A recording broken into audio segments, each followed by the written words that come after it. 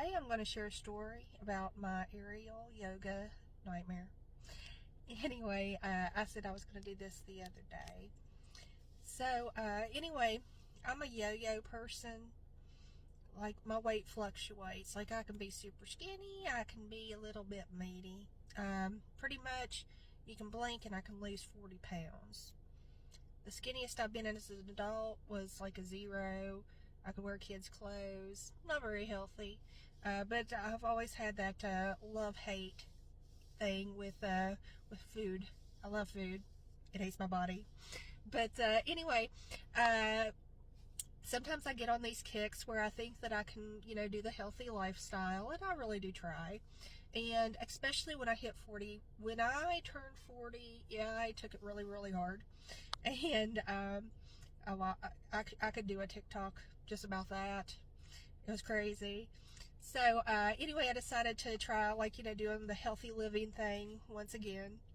And one of my friends from school back in the day, she asked if I wanted to do aerial yoga with her. So I'm like, okay, cool. That sounds cool. I can do yoga. That's low maintenance. Doesn't seem like, there's too much effort. I can do a downward dog and cat-cows. I didn't really know what I was getting myself into. So anyway, me, her, and one of her friends go. And I walk in and I'm like, oh my God, what the heck is this? So the instructor is a teenage girl. She's a cheerleader. She's, I think she was either 16 or had just turned 17 years old.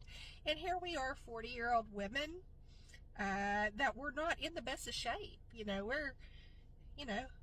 We're us. We're moms. And actually, I could have been her mother, to tell you the truth. So she's talking about her cheer squad and all this stuff. And anyway, so I knew I was going to be in trouble. So, they have these big hammocks, cocoons, I guess is the word that they use later on.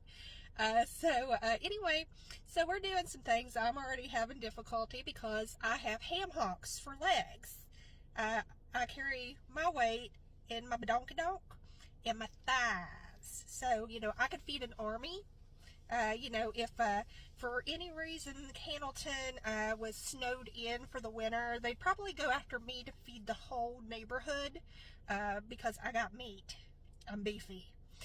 So anyway, the friend of the girl that I went to school with, she is all in it. I'm like, go girl. I mean, she is just, she is like bam, bam, bam, bam, bam, and I'm turning into her biggest cheerleader. Like, you go on with your bad self. I mean, she's like the human spider monkey over here with this hammock thing, and so I can get motivation from her, and so I started trying a little bit harder because I was like, if she can do it, I can do it. But then she starts projectile vomiting and puking all over the place. And so the girl I went to school with, which is probably watching this, hi, and her, they go to the bathroom because she's vomiting so bad. So I am alone with all these people that I don't know in the cheerleading squad.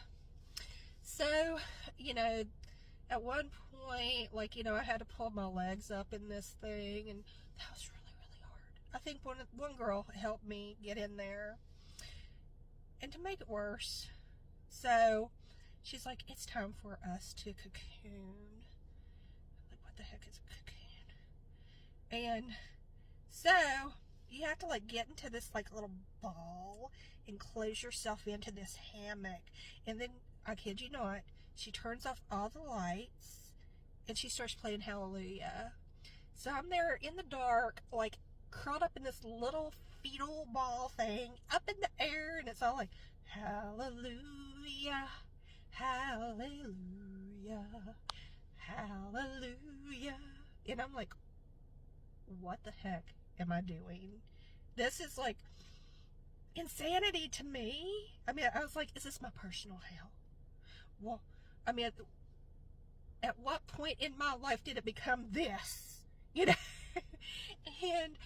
I know that I think at one point the girl that I went to school, she came in and she's like, what are you doing? I was like, I'm cocooning.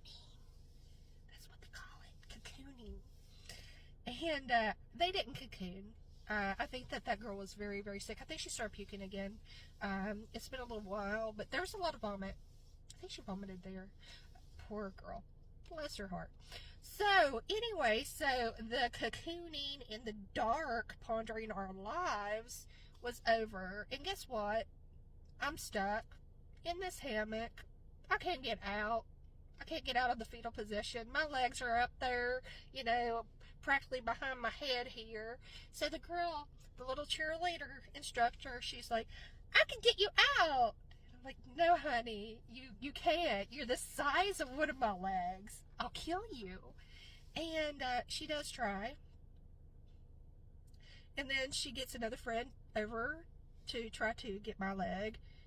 So there's two teenagers pulling my leg, trying to get it out of the hammock.